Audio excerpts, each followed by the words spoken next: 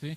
Que remontáramos un poquito nuestra imaginación o nuestros recuerdos hacia tiempos atrás, algunos tiempos pasados, cuando tú eras pequeño, cuando eras apenas todavía un niño. No sé si algunos de ustedes recordarán que como niños a veces pensábamos o soñábamos y teníamos un ferviente deseo en nuestro corazón de que cuando llegáramos a ser grandes, lucháramos a favor de la justicia y buscáramos lo bueno y lo recto. De tal manera que muchas veces, cuando éramos pequeños, veíamos, al menos en mi caso, veíamos series televisivas, como por ejemplo un Superman, un Batman o hasta un Elliot Ness, que de alguna manera exaltaba ciertos valores acerca de la necesidad de luchar de los buenos contra los malos. Y tú te identificabas con ello, y en tu corazón ardía ese deseo de llegar a ser grande y poder luchar a favor del bien. ¿Alguno de ustedes lloró por no querer dejar de ser un niño? ¿Alguno de ustedes le dolió dejar ser un niño? Alguien ha dicho acertadamente que la pérdida de nuestra infancia es como haber perdido nuestro paraíso terrenal. Y la niñez es una etapa en la que muchas veces no nos gustaría salir de ella. Es una etapa en la que disfrutamos grandemente, que si es verdad soñamos también por llegar a ser grandes. La realidad es que nos duele dejar ese mundo lleno de fantasías, de diversiones, de sueños, donde las preocupaciones y las responsabilidades parecen que no nos afectan. Pero sucede una cosa muy curiosa. Cuando empezamos a crecer a una vida adulta, cuando empezamos a tener una edad de adolescentes, nos damos cuenta que todos esos sueños por los cuales nosotros hubiéramos querido luchar y hacer lo bueno, nos vemos envueltos de repente en un mundo que lo único que nos lleva es a buscar lo que a nosotros nos interesa y lo que a nosotros nos conviene. Nos vemos envueltos en buscar la prioridad somos nosotros, primero somos nosotros, después nosotros y al último nosotros. Y cuando dejamos esa etapa de inocencia, que si bien es cierto se manifiesta cierta rebeldía, pero es una rebeldía que de alguna manera no es tan voluntaria, que cuando ya las autoridades nos declaran como personas que podemos decidir voluntariamente, y llega esa etapa en la vida cuando la rebeldía se hace más manifiesta en nuestra vida, cuando empezamos a ver que dentro de nosotros brota un gigante que sale libre de sus prisiones para hacer todo lo que él quiere. Y tú y yo dentro de nosotros tenemos un gigante que en la medida que tú buscas lo bueno, lo recto, lo que Dios demanda, dentro de ti hay un gigante que te arrastra y que quiere llevarte a hacer todo aquello que es contrario a la palabra de Dios. Esa fuerza interna, anteriormente, antes de que tú y yo llegáramos a Jesucristo, esa fuerza interna gobernaba cada uno de nuestros actos y pensamientos. De hecho, el único personaje principal y central de la escena éramos nosotros. Ese gigante, después de que pasa la infancia, despierta de sus encierros y a medida que vamos teniendo una mayor edad, es entonces cuando empieza a manifestarse una mayor rebeldía. Ese niño que buscaba el bien de los demás y luchar a favor de la justicia y lo recto ha quedado totalmente olvidado. Yo quisiera que recordaran cuántos de ustedes y cuántos de nosotros antes de Cristo no andábamos en delitos y pecados, siguiendo la corriente de este mundo, en plena desobediencia a todo lo que nos quería de alguna manera controlar, viviendo en los deseos de nuestra carne, en los deseos de nuestros pensamientos, haciendo siempre la voluntad de la carne y metiéndonos siempre en pleitos y enojándonos con todo el mundo. Eso lo dice Efesios 2, dice que antes estábamos muertos en nuestros pecados y delitos. Y tú y yo quisiera que te remontaras antes de Cristo, antes de que tú conocieras a Cristo, la manera en que ese hombre interior se manifestaba en tu vida a través de una rebeldía completa ante toda norma, ante toda autoridad que se te ponía delante. Ahora bien, resulta ser que ese gigante que surge de nosotros y que lo único que le interesa es satisfacer sus propios deseos, la Biblia le llama de distintas maneras. La Biblia le llama el viejo hombre, le llama la vieja naturaleza, la carne, la naturaleza de Adán, el hombre carnal, las concupiscencias, etc. Todos estos son denominativos que pone o calificativos que la palabra de Dios le da a nuestro viejo hombre. Y antes de que cualquiera de nosotros hubiera recibido a Cristo, vivíamos con ese gigante al cual difícilmente tú y yo le podíamos poner un freno. Teníamos que obedecer rotundamente ante cualquier mandato que tus deseos, que tus concupiscencias llegaran a tu vida.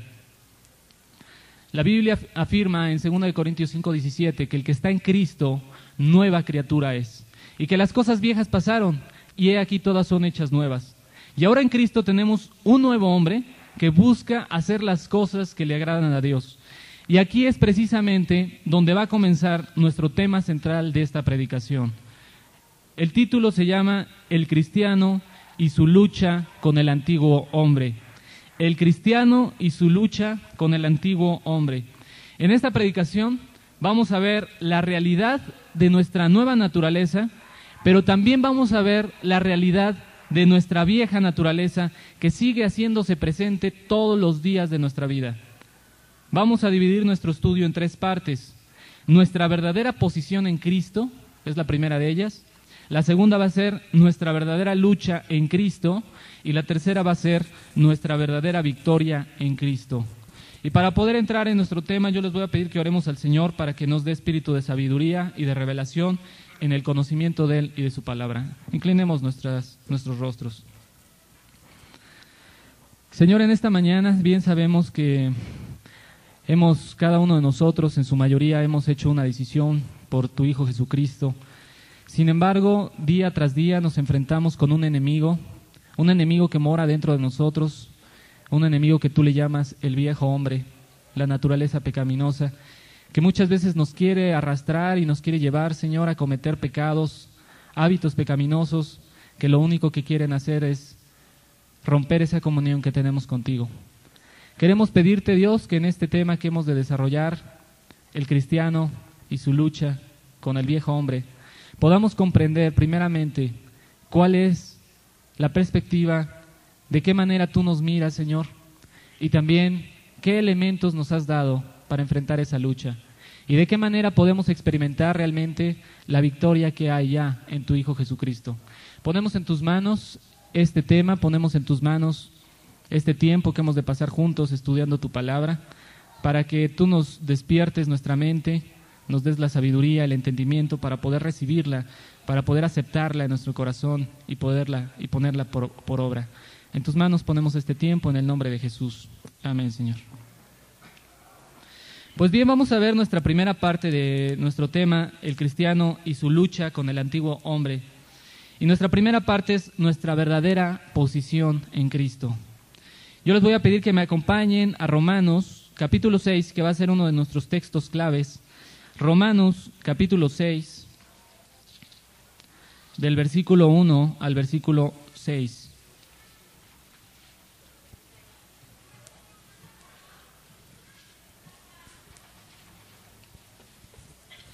Si ya lo tenemos, dice así, Romanos 6. ¿Qué pues diremos? ¿Perseveraremos en el pecado para que la gracia abunde? En ninguna manera, porque los que hemos muerto al pecado, ¿cómo viviremos aún en él? ¿O no sabéis que todos los que hemos sido bautizados en Cristo Jesús hemos sido bautizados en su muerte? Porque somos sepultados juntamente con él para muerte por el bautismo, a fin de que como Cristo resucitó de los muertos por la gloria del Padre, así también nosotros andemos en vida nueva. Porque si fuimos plantados juntamente con él en la semejanza de su muerte, así también lo seremos en la de su resurrección. Sabiendo esto, este es el versículo clave también, sabiendo esto, que nuestro viejo hombre fue crucificado juntamente con él, juntamente con Cristo, para que el cuerpo del pecado sea destruido, a fin de que no sirvamos más al pecado. Aquí en este versículo vemos claramente de qué manera ahora tú y yo contamos con una vida espiritual, donde el Espíritu Santo nos va a ayudar a enfrentar ese gigante que se levanta y ponerlo en el verdadero lugar que le corresponde. ¿Cuál es el verdadero lugar que le corresponde, de acuerdo a este versículo, a nuestro viejo hombre? ¿Qué lugar le corresponde? La cruz. Este versículo dice que el lugar donde debe de estar ese viejo hombre es precisamente clavado en la cruz. En Cristo, de manera posicional o legal ante los ojos de Dios, este gigante, nos dice el versículo 6, que este gigante fue derrotado y fue puesto ya en la cruz, a través de la muerte y a través de la resurrección de Jesucristo. Nuestro viejo hombre ya fue crucificado con el propósito para que despertáramos a una nueva vida en Cristo y que ya no tuviéramos la esclavitud de nuestro viejo hombre. Vean Romanos 6:6 nuevamente, dice, sabiendo esto, que nuestro viejo hombre fue crucificado, no dice será crucificado, dice fue crucificado juntamente con él para que el cuerpo del pecado sea destruido, a fin de que no sirvamos más al pecado. Nosotros, tú y yo, podemos tener una plena comunión con Dios, gracias a que Dios ve en ti y en mí a la persona de Jesucristo.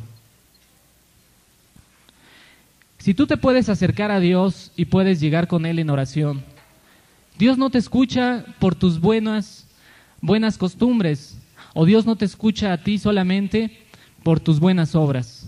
Dios te escucha a ti porque ve en Jesucristo la obra terminada, y en Jesucristo tú puedes entrar con plena libertad a ese lugar. ¿Por qué? Porque Cristo pagó una deuda que tú y yo teníamos pendientes con Él. Una deuda que llevaba consigo a que tú y yo tuviéramos que pagarla. ¿Y cuál era la paga que se nos demandaba para el pecado tuyo y mío? La Biblia dice que por cuanto todos pecaron, estaban destituidos de la gloria de Dios, y que la paga del pecado es la muerte. Tu pecado y el mío nos hacía merecedores de que fuéramos a la cruz del Calvario.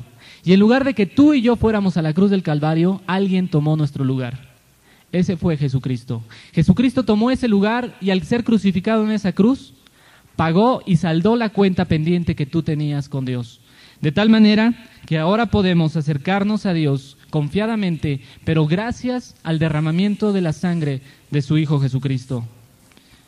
Pero si bien es cierto que tú y yo ya hemos recibido a Jesús, dice la Biblia que no existe condenación alguna para nosotros.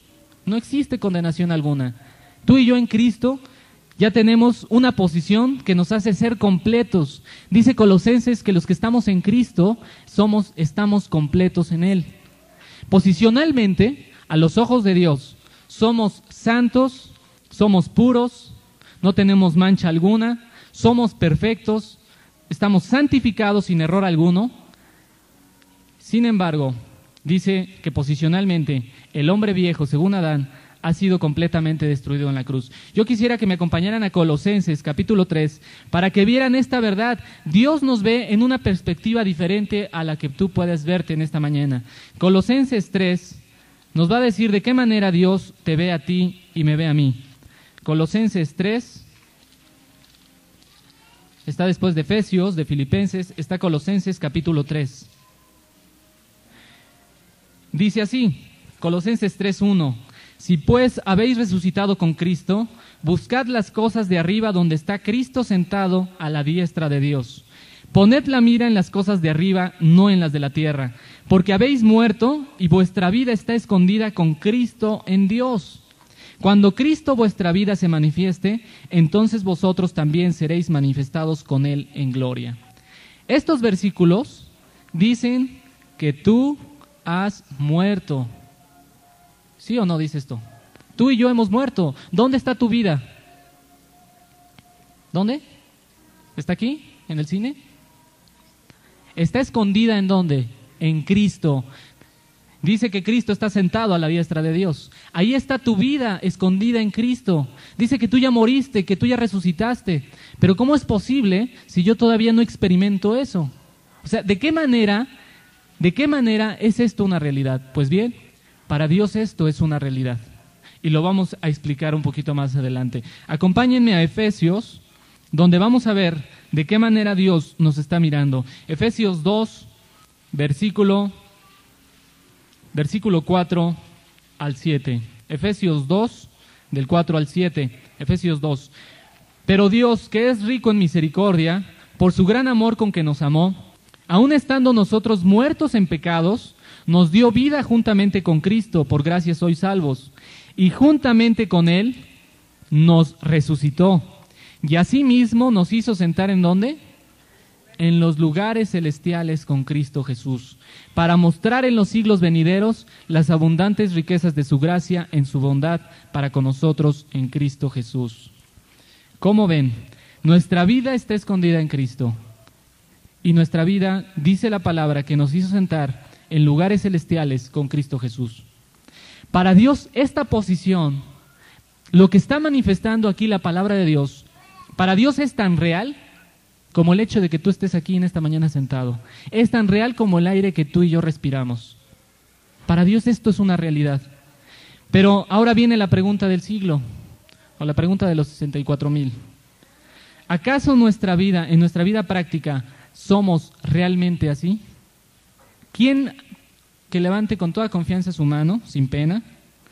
¿Alguien aquí es 100% puro, 100% perfecto y sin mancha alguna? ¿No hay ningún ángel por aquí? No, ¿verdad? Entonces, ¿qué pasa? ¿Será que no somos verdaderamente cristianos? ¿O qué es lo que pasa? Si realmente somos perfectos y puros, como la Biblia declara que ya hemos muerto al pecado, que nuestro hombre ya está crucificado y que tú estás sentado en lugares celestiales con Cristo, ¿por qué entonces todavía nos enojamos, tenemos envidias, celos, pleitos, iras y contiendas? ¿Dónde está el error? ¿Cuál es la perspectiva de la cual nos va a venir a aclarar este sentido? Posiblemente hoy en la mañana te peleaste con tu esposa o posiblemente con uno de tus hijos. ¿Dónde está la perfección? Bueno, Dios dice que Dios te está mirando perfecto, sin mancha, limpio. Entonces, ¿qué es lo que pasa? Veamos. Si el plan de Dios fuera que tú al recibir a Cristo fueras instantáneamente, en el momento que recibes a Cristo, se te convirtiera en una perfección en tu vida, yo les pregunto, ¿en qué momento ejerceríamos nuestra libertad para comprobar que amamos a Dios y que le somos fieles? Si tú y yo ya fuéramos perfectos en el momento que recibimos a Cristo, la pregunta sería, ¿para qué Dios nos deja aquí? ¿Por qué no irnos de una vez al cielo?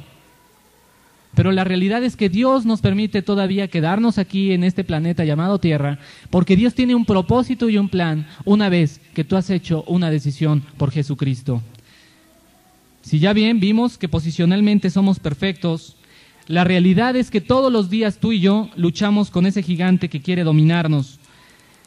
Y ese gigante quiere bajarse de esa cruz, y ese gigante todos los días quiere cautivarnos y quiere llevarnos a pecar en contra de Dios. Vean Romanos otra vez, Romanos 6:6, donde vamos a ver una palabra muy interesante. 6:6, Romanos 6:6. Dice, sabiendo esto, que nuestro viejo hombre fue crucificado juntamente con él para que el cuerpo del pecado sea, ¿qué dice? ¿Qué entienden por destruido? Completamente aniquilado, completamente que se desaparezca, destruido. Pero ¿saben qué? Aquí la palabra en el griego, aquí esta palabra no está traducida tan correctamente o tan ampliamente. La palabra aquí en el griego, y que significa la palabra destruido, significa no una aniquilación completa. Se traduce en el griego como reducido a impotencia. Reducido a impotencia, de tal manera que podemos leerlo así. Sabiendo esto, que nuestro viejo hombre fue crucificado juntamente con Cristo, para que el cuerpo del pecado sea reducido a impotencia, a fin de que no sirvamos más al pecado. Si realmente fuera destruido, tú y yo ya tendríamos alas, ya no tendríamos este cuerpo de carne. Pero como no es destruido, si no es reducido a impotencia, nos es dejado a nosotros con un propósito muy especial. La pregunta sería, ¿cómo podemos reducirlo a impotencia? ¿Cómo podemos combatir tú y yo nuestra carne? Y con esto vamos a entrar a nuestra segunda parte. Ya vimos, la primera parte es nuestra nuestra posición delante de Dios. Esa fue nuestra primera parte. Y ya vimos que delante de Dios somos santos, justos, sin mancha, irreprensibles. Nuestra vida está guardada en Cristo en lugares celestiales. Tú y yo estamos sentados con Cristo. Esa es la situación posicional o legal delante de Dios. Pero nuestra segunda parte es nuestra verdadera lucha en Cristo. Nuestra verdadera lucha en Cristo, nos damos cuenta que todavía tenemos dentro de nosotros un gigante que quiere bajarse de esa cruz, que quiere dominarnos, que quiere controlar nuestra vida. Vayamos a Lucas 9, donde se nos va a dar algunos de los principios con los cuales Jesucristo nos va a enseñar la manera en que tenemos que luchar contra ese viejo hombre. Tú y yo tenemos una naturaleza pecaminosa y tú y yo tenemos un hombre viejo que quiere dominar nuestra vida. Lucas 9, versículo 23, del 23 al 26. Y decía a todos, aquí está hablando Cristo, y decía a todos, si alguno quiere venir en pos de mí, ¿qué dice? Niéguese a sí mismo, tome su cruz cada día y sígame, porque todo el que quiera salvar su vida la perderá, y todo el que pierda su vida por causa de mí, éste la salvará. Pues, ¿qué aprovecha el hombre si gana todo el mundo y se destruye o se pierde a sí mismo? Porque el que se avergonzare de mí y de mis palabras, de éste se avergonzará el Hijo del Hombre cuando venga en su gloria y en la del Padre y en la de los santos ángeles. Ojalá pudieran tener este versículo bien presente en sus mentes, porque es algo que vamos a estar tocando. El día que no nos negamos a nosotros mismos, a nuestros propios deseos, a nuestros propios gustos, a nuestros propios derechos, a nuestros propios argumentos, ese día el viejo hombre baja de esa cruz y hace de nosotros lo que él quiere, llevándonos presos para que pequemos en contra de Dios y desobedezcamos su palabra. Ese viejo hombre del cual estamos hablando debe de ser combatido dentro de nosotros todos los días para llegar a ver cristalizada la situación en la que Dios nos ve, de una manera práctica. Dios ya nos ve perfectos, santos, sin mancha, pero en una manera práctica, en una manera vivencial, cotidiana, de todos los días, tú tienes que llevar esa realidad que Dios ya tiene y llevarla a tu vida cotidiana. Y la única manera de cristalizar la manera en que Dios nos ve es poder enfrentar a ese viejo hombre, y dice, negándose a sí mismo. Para comprender más acerca de esta lucha, necesitamos comprender 4 cosas. La primera de ellas, ¿qué es lo que necesitamos comprender? Primero, necesitamos estar conscientes de que aunque tú seas cristiano y tengas 10 años en Cristo, tengas 5 años, o tengas 15, o tengas 30, o tengas los años de Matusalén en Cristo, no importa el tiempo que tengas en Cristo, dentro de nosotros no ha sido quitada la vieja naturaleza. Esa fuerza interna que busca hacer todas las cosas contrarias a las que Dios pide y que hace que cedemos una y otra vez a las tentaciones. Tú y yo tenemos un poderoso enemigo que nos acompaña a todos lados los 365 días del año, y un enemigo que busca por cualquier cosa romper la comunión que tú tienes con Dios. Esa antigua naturaleza, ese corazón que llevamos dentro de nosotros, engañoso y perverso, es nuestra verdadera condición humana. Muchas veces nos perdemos pensando que nuestro enemigo es Satanás. Si bien es cierto, Satanás es un enemigo, la Biblia dice que es un enemigo que ya está vencido. Sin embargo, nos damos cuenta que el enemigo más cercano por encima de Satanás es tu propia carne. La Biblia dice que ninguno diga que es tentado de parte de Dios, porque Dios no puede ser tentado por el mal, ni él tienta a nadie, sino que cada uno es tentado cuando de su propia concupiscencia es atraído y seducido, y después de que la concupiscencia ha concebido, da luz al pecado, y el pecado, una vez consumado, da luz a la muerte. De tal manera que nuestro enemigo número 1, según Santiago capítulo 1, del versículo 13 al 16, nos dice que nuestro enemigo número 1 no es Satanás. Nuestro enemigo número 1 duerme contigo todos los 365 días del año. Y no es tu esposa, no son tus hijos, no es tu compañero de trabajo el enemigo lo llevas dentro. La segunda cosa que necesitamos entender es que afortunadamente para dicha nuestra, Dios nos ha dado una nueva vida espiritual dentro de nosotros, con la cual podemos ahora hacerle frente a ese viejo hombre, a esa antigua naturaleza, y ponerle un freno y ponerle un alto. Anteriormente no le podíamos decir que no, pero ahora en Cristo tenemos la fortaleza y el poder para decirle no a sus deseos y poder realmente vivir una vida que agrada a Dios.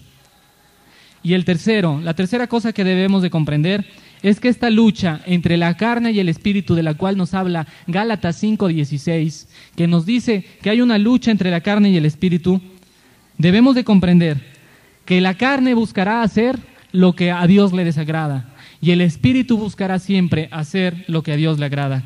Y esto se va a presentar todos los días hasta que Jesucristo venga por su iglesia. No vas a dejar de tener esa lucha.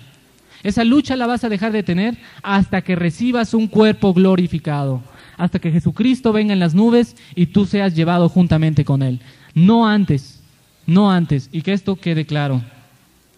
Y el cuarto punto que debemos de comprender es que Dios nos deja la vieja naturaleza con un propósito muy especial. Dios nos deja ese viejo hombre dentro de nosotros con un propósito muy especial, lo cual vamos a ver más adelante. ¿Cuántos de ustedes recuerdan la oferta que Satanás le hizo al hombre en el huerto del Edén? Vamos a transportarnos otra vez a ese tiempo de Génesis, donde se aparece Satanás en una serpiente y habla con Eva. ¿Qué fue la propuesta que Satanás le hizo en el huerto? Que tomara de ese fruto prohibido, pero la oferta que le hizo fue: no moriréis, sino que sabe Dios que el día que comas de este fruto serán abiertos vuestros ojos y seréis como Dios, sabiendo el bien y el mal. ¿Lo recuerdan? ¿Esta oferta de Satanás decía la verdad o decía la mentira? ¿Qué piensan? ¿Decía la verdad o decía la mentira? Decía la verdad. Pero ¿saben una cosa? Decía la verdad a medias. ¿Por qué? Bien, porque es verdad que el hombre, en el momento que tomó ese fruto prohibido, el hombre se hizo semejante a Dios al conocer el bien y el mal. De tal manera que Dios mismo declara, dice: ya el hombre es como uno de nosotros, apartémoslos del huerto, pongamos un guardia para que no sea que alcance el fruto de la vida y no muera y viva para siempre. El hombre había hecho una semejanza con Dios en el momento de que como seres humanos ya podíamos conocer el bien y el mal. En ese sentido, Satanás cumplió la promesa, o de alguna manera Satanás tenía cierta verdad. Pero Satanás le gusta manejar medias verdades, y al ser medias verdades, y no son verdades completas, vienen a ser mentiras. Y la mentira escondida era que el hombre se iba a olvidar o ignoraba que si bien era cierto que él podía conocer el bien y el mal, lo que Satanás no les dijo es que con la desobediencia que estaban cometiendo y con la esclavitud al pecado, no tendrían la fuerza de escoger el bien. El hombre sí sabría el bien y el mal, pero no tendría la fuerza de escoger el bien, sino que sería atrapado y atraído por el mal. ¿Se dan cuenta del engaño de Satanás? O sea, tú vas a poder escoger, tú vas a poder saber entre el bien y el mal, pero no vas a poder escoger entre el bien. Porque tu naturaleza pecaminosa caída en el momento de tu transgresión, inmediatamente vienes a ser esclavo y cautivo al propio pecado. Qué triste saber que el hombre iba a poder saber entre el bien y el mal y no iba a tener la fuerza para poder decidir lo bueno. De ahí es que entendemos que sin Cristo no podemos tener el poder de escoger lo bueno y lo malo, o más bien no podemos escoger lo bueno. Nuestra naturaleza se inclina a lo malo. Y no es hasta que Jesucristo viene a nosotros, cuando recibimos a Jesús, como recibimos una nueva naturaleza con la cual podemos ya tener la libertad de escoger lo que le agrada a Dios. Pero bien, viendo que ya somos cristianos y nuestra vieja naturaleza nos acompaña y que quiere gobernarnos, es una lucha. Tenemos una lucha no contra la tentación, porque a veces pensamos que nuestra lucha es contra la tentación, pero nuestra lucha no es contra la tentación, sino es una lucha contra nuestra propia naturaleza. No luchamos contra el pecado que está fuera de nosotros, sino con el pecado que brota dentro de nosotros mismos. Nosotros muchas veces queremos atacar el pecado que vemos por fuera, pero Dios quiere atacar el pecado que Dios ve de adentro. El cambio no es de afuera hacia adentro, sino de adentro hacia afuera.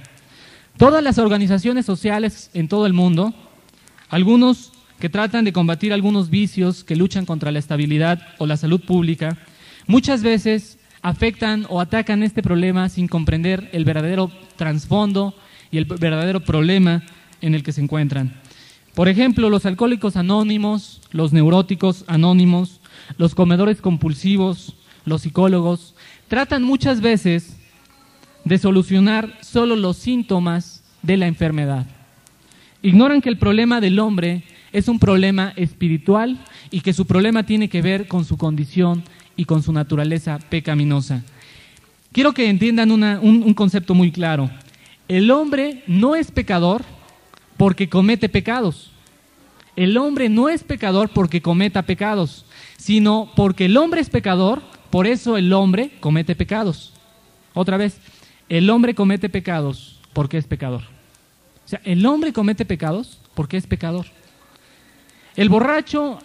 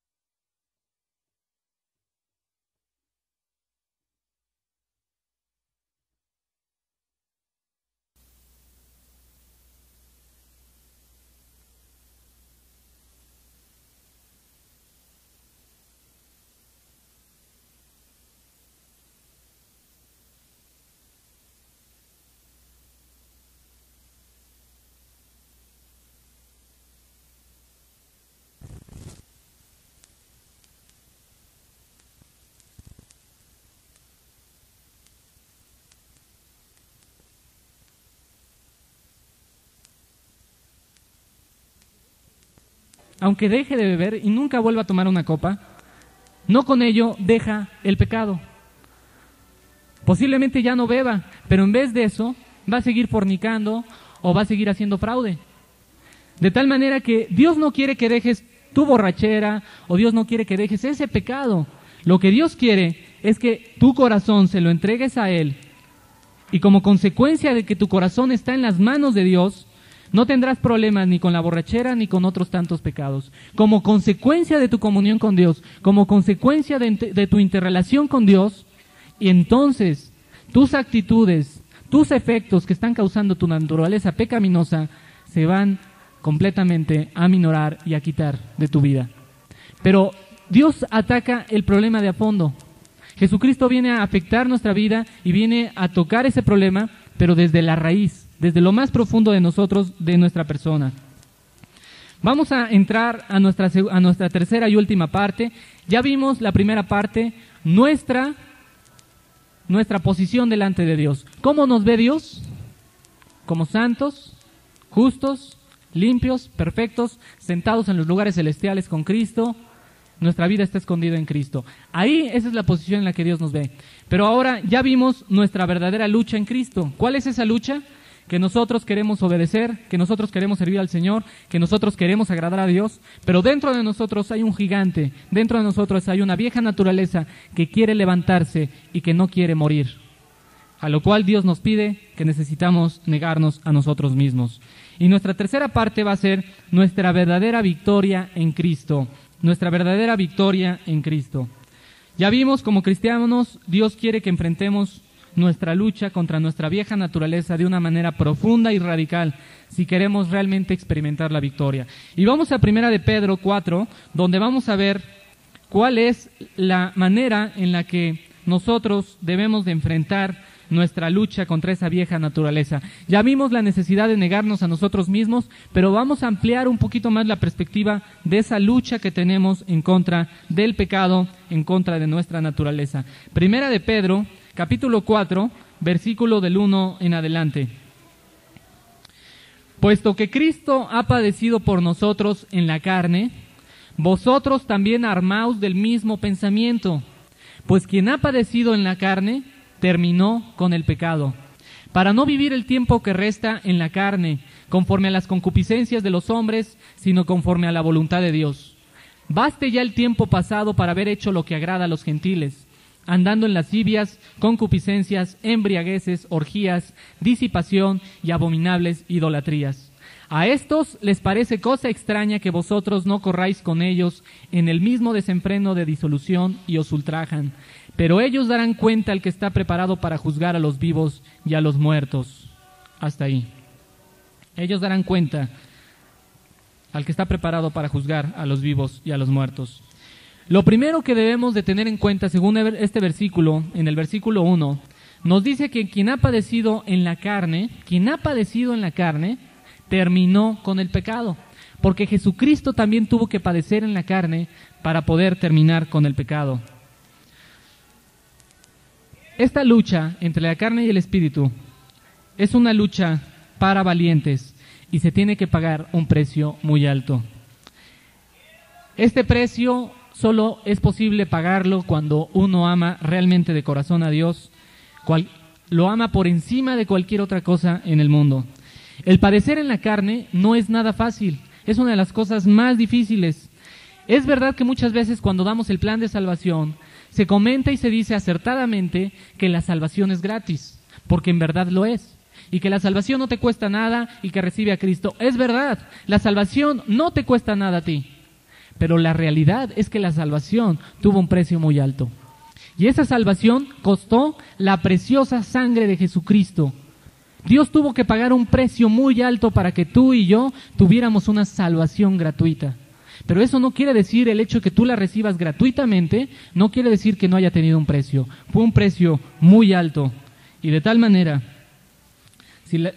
también de la misma manera, como la salvación que recibimos es un regalo, el proceso de crecimiento y el proceso de madurar y el proceso de santificación en tu vida cristiana debe de costarte tu propia vida.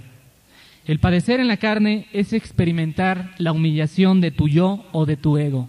Repito, el padecer en la carne es experimentar la humillación de tu yo o de tu ego todos los días. En Juan 12:24, Jesús le dice a sus discípulos que si el grano de trigo no cae en la tierra y muere, queda solo, pero si muere, lleva mucho fruto.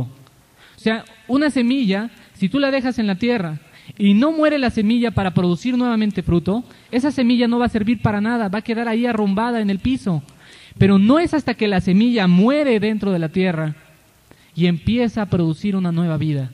De tal manera que nosotros debemos de experimentar lo que significa el morir a nosotros mismos, el renunciar a nuestros propios derechos para poder realmente experimentar el poder que hay en una nueva vida. Jesús demanda a sus discípulos morir a sí mismos. Este proceso en el que tenemos que morir a sí mismos es el proceso más doloroso y nos lleva a realizarlo juntamente con Dios todos los días durante toda nuestra vida. Tú y yo tenemos nuestra carne y tenemos deseos a los cuales tenemos que morir y padecer en la carne. Yo quisiera que se ilustrar algunos casos de qué manera uno puede morir a la carne.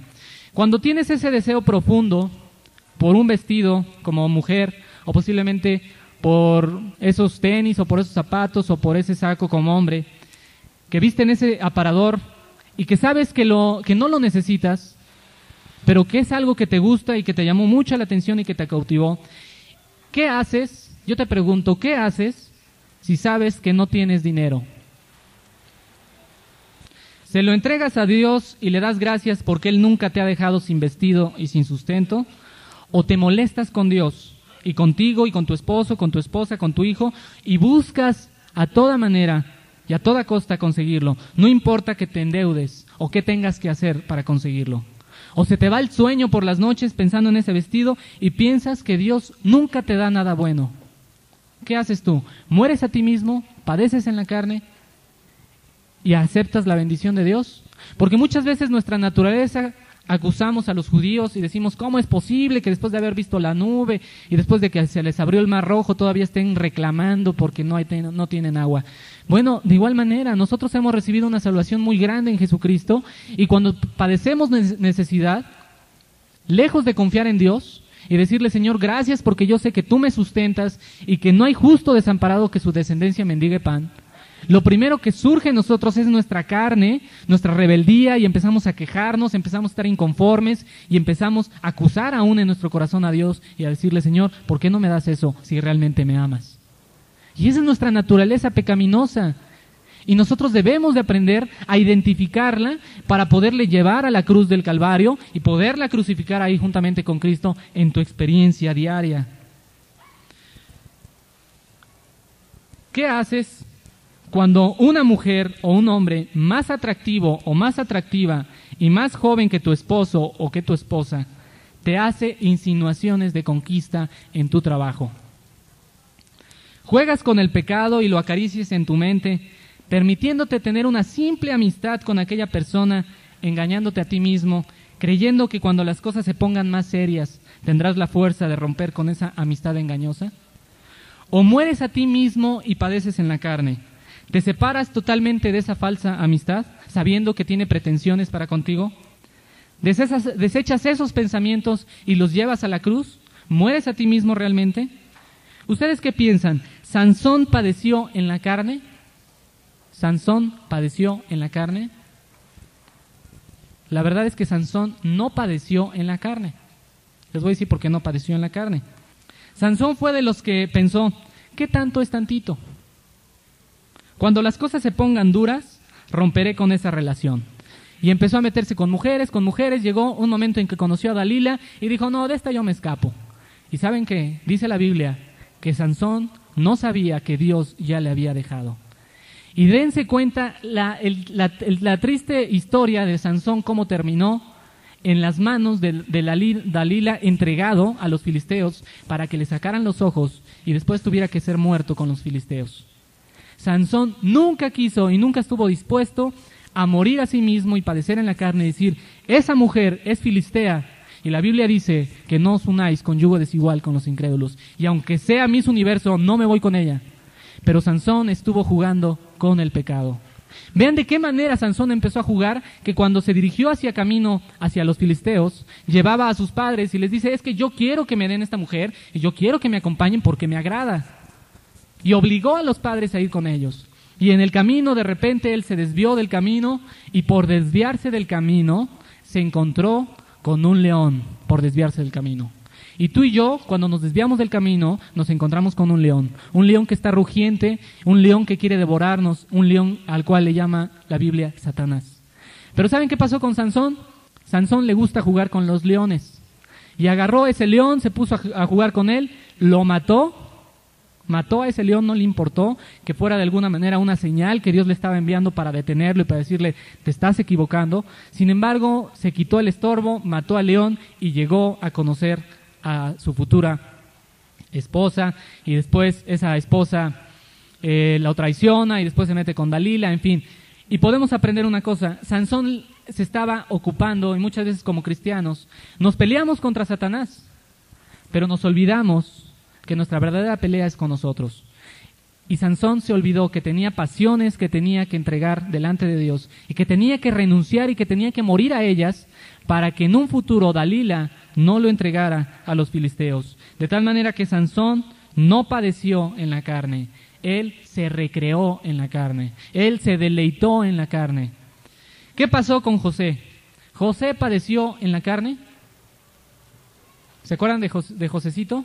¿De José? ¿No lo recuerdan? Con la esposa de Potifar. Yo les pregunto, ¿acaso José no tenía deseos? ¿O era un hombre de hierro y no le llamaban la atención las mujeres? José tenía deseos. ¿No creen que la esposa de Potifar era atractiva y muy bella?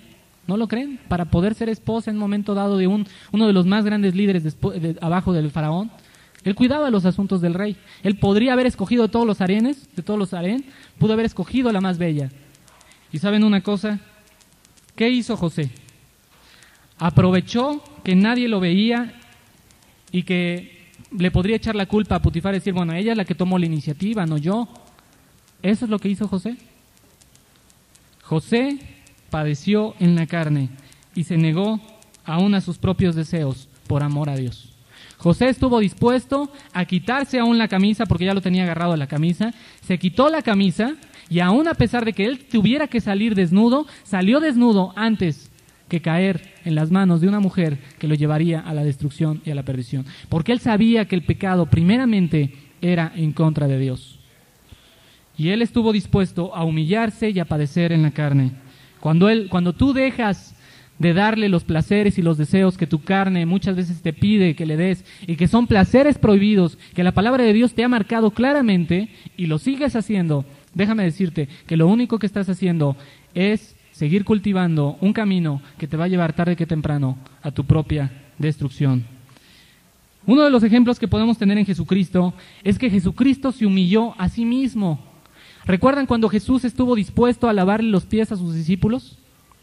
¿Qué estaba haciendo con ello Jesús? Jesús, el Hijo de Dios, teniéndose que agachar para lavar los pies de los apóstoles. Ahí Jesucristo se está humillando. Y también instruyó acerca de la necesidad de llevar 2 millas cuando te obliguen a llevar una. Les decía, si un romano judío, porque se estilaba y era de alguna manera la costumbre, que llegara un romano con un judío y de repente le dijera, cárgame esto. Y la ley romana dictaminaba que si él no hacía y no obedecía lo que el imperio romano establecía para un soldado, y si el soldado le decía a un judío que lo hiciera y no lo hiciera, el judío iba a pasar, se las iba a ver muy duras. Posiblemente hasta la muerte y latigazos por no obedecer. Entonces Jesús les dice, ok, cuando llegue un romano y te obligue a cargar 1 milla, yo no te pido que vayas 1 milla con él. Yo te pido que vayas esa milla y que vayas una más. ¿Qué haces cuando te piden limpiar los desechos de tu perrito en el jardín? Sabiendo que solo tienes posiblemente 3 grandísimos perros, ¿qué haces cuando sabes que tienes que estudiar, que te tienes que ya ir? Sin embargo, tus padres llegan y te dicen, por favor, te toca limpiar el jardín o el patio, te toca darle de comer a los perros. ¿Mueres a ti mismo y padeces en la carne y lo haces prontamente?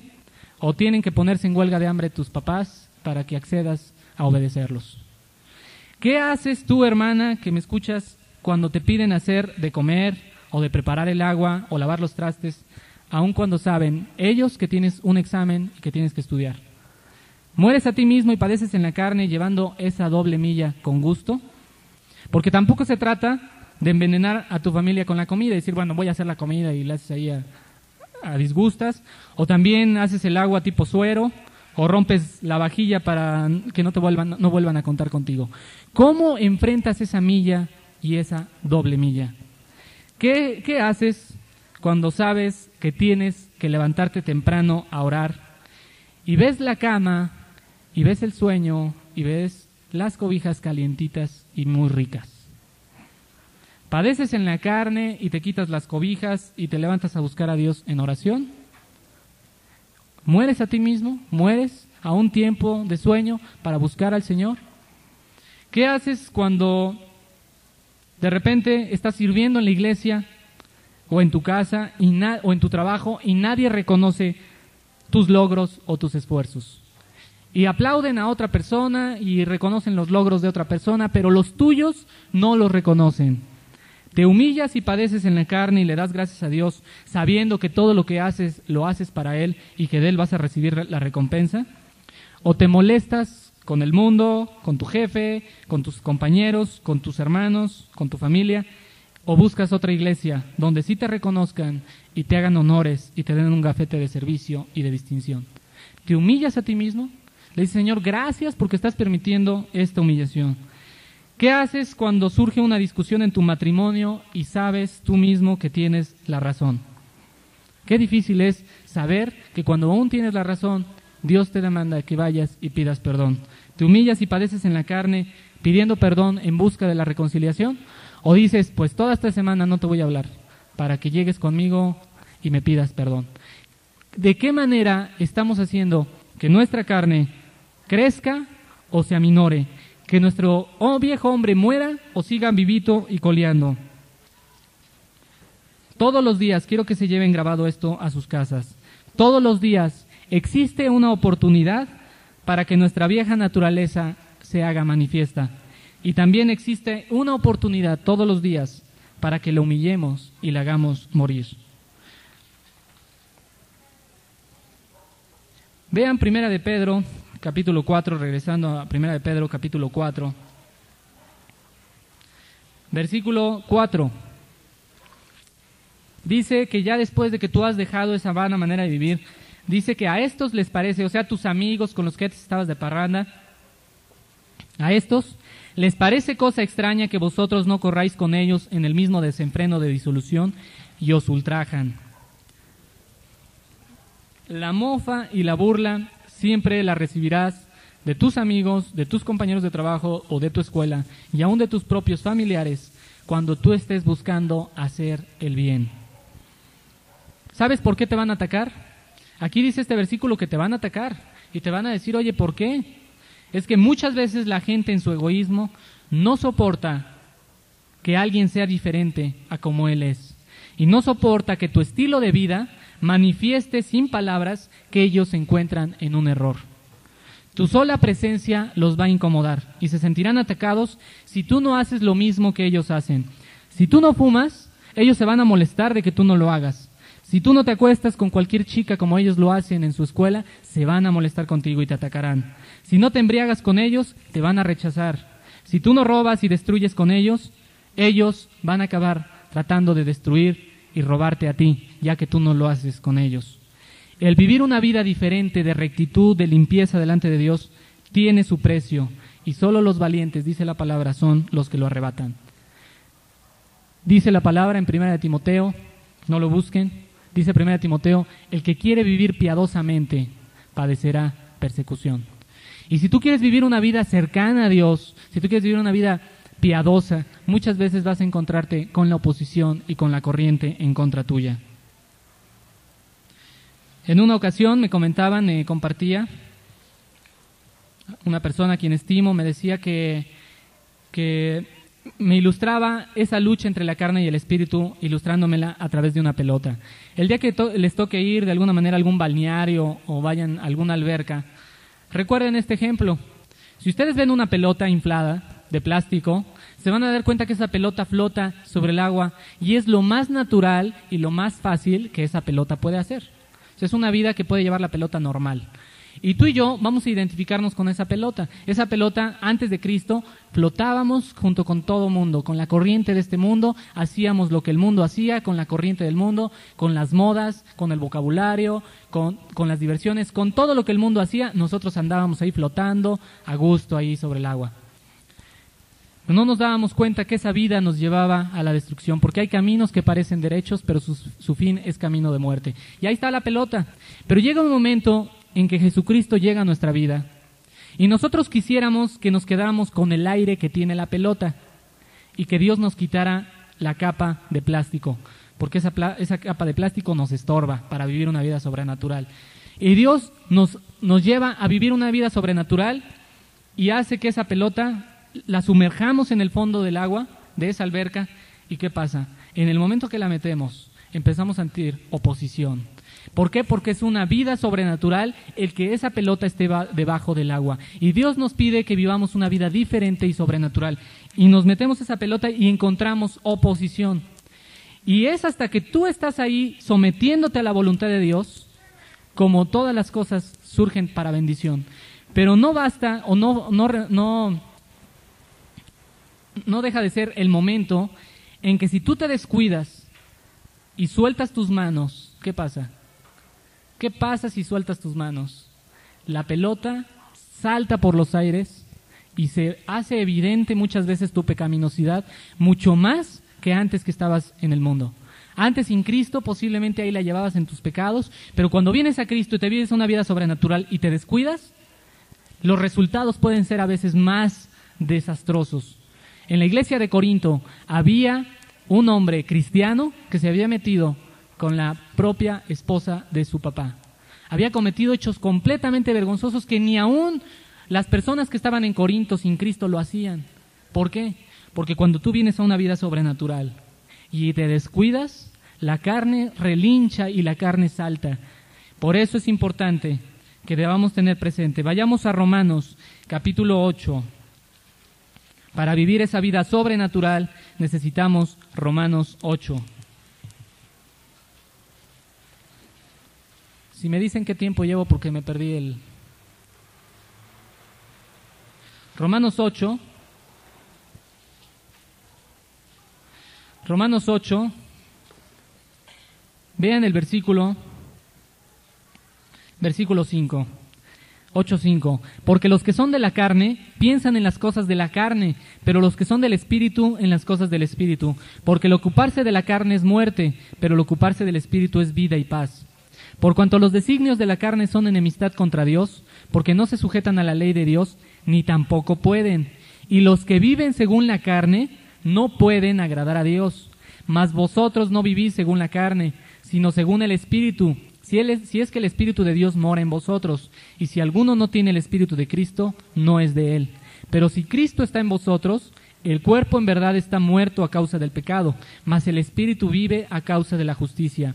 Y si el Espíritu de aquel que levantó de los muertos a Jesús mora en vosotros, el que levantó de los muertos a Cristo Jesús vivificará también vuestros cuerpos mortales por su Espíritu que mora en vosotros. Así que, hermanos, deudores somos no a la carne, para que vivamos conforme a la carne. Porque si vivís conforme a la carne, moriréis. Mas si por el Espíritu hacéis morir las obras de la carne, viviréis. Aquí Dios nos hace ver la necesidad de vivir una vida sobrenatural, sometiéndonos a la dirección y a la voluntad de Dios a través de su Espíritu Santo.